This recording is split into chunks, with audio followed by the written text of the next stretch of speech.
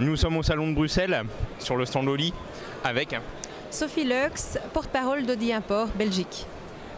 Nous sommes devant une première européenne. Pouvez-vous nous présenter cette première européenne justement? En fait, c'est notre deuxième modèle 100% électrique, c'est l'Audi e-tron Sportback. Et pour nous, en Belgique, c'est très important parce qu'elle est produite chez Audi Bruxelles. Donc c'est une vedette nationale. Et elle a une autonomie de 446 km et elle a un boost de 408 chevaux. Alors, un mot, pouvez-vous nous présenter un petit peu le design avant? Une voiture électrique a vraiment une calandre particulière, donc c'est un peu plus fermé que les voitures avec un carburant conventionnel, mais on a quand même quelques ouvertures pour vraiment avoir du refroidissement et aussi pour les freins.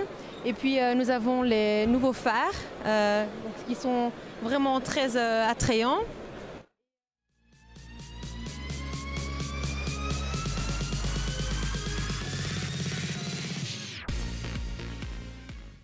J'imagine que c'est les LED, là, il y a les LED.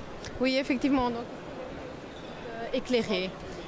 Et donc, effectivement, comme il n'y a pas de moteur à l'avant, il y a des moteurs électriques un peu partout dans la voiture, mais surtout à l'arrière. Dans le capot, il y a de l'espace de rangement, par exemple, pour mettre ses câbles et tout. Alors les LED, ça vient de la technologie des voitures aux 24 heures du Mans. Effectivement, donc c'est là qu'ils ont commencé à tester les lasers et les lasers se trouvent maintenant aussi dans les véhicules de production. Des nouveautés peut-être au niveau du cockpit? En fait, l'intérieur se trouve maintenant dans tous les segments C et D, donc c'est-à-dire les véhicules A6, A7, A8, Q8. Et le cockpit est virtuel, donc le tableau de bord est tout à fait virtuel, digital. L'électrique, c'est devenu très important maintenant. Et donc on voit aussi qu'ici, on n'a plus le moteur et il y a vraiment beaucoup d'espace. Et un mot sur l'arrière également, le coffre m'a l'air grand aussi, hein, spacieux. Oui, effectivement, et donc la Sportback c'est un SUV coupé. C'est une ligne aussi qui plaît maintenant beaucoup aux gens. Et, voilà, et aussi les phares arrière avec une ligne LED. Qui est vraiment super. Ça représente quoi pour la marque Audi d'être au salon de Bruxelles?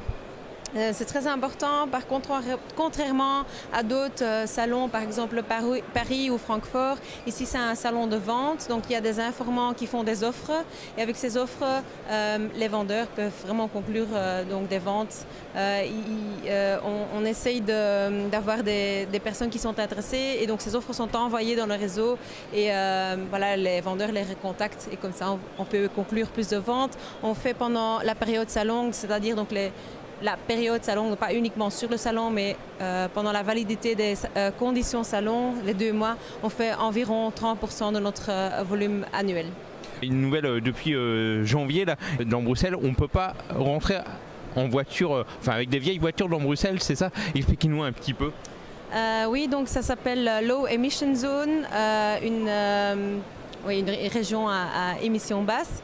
Et donc à Bruxelles, Gand et Anvers, les voitures qui ont un Euronorm 4 ou inférieur, ils ne peuvent plus entrer dans les villes. Alors comment c'est contrôlé ça? Parce que c'est filmé, c'est avec les plaques d'immatriculation. Et qu'en pensent les constructeurs de cette nouvelle Qu'est-ce qu'on en pense? Oui, pour nous, les gens vont peut-être acheter des nouvelles voitures, donc pour nous c'est bien, mais je comprends que pour les gens, voilà, il y en a quand même beaucoup qui ne peuvent plus entrer, donc c'est plutôt, oui, c'est plutôt un inconvénient. En tout cas, merci beaucoup. Il y a d'autres nouveautés justement sur ce salon? Oui, il y a des modèles RS et puis il y a l'A5 CNG, donc gaz naturel. Merci beaucoup. Voilà, s'il vous plaît.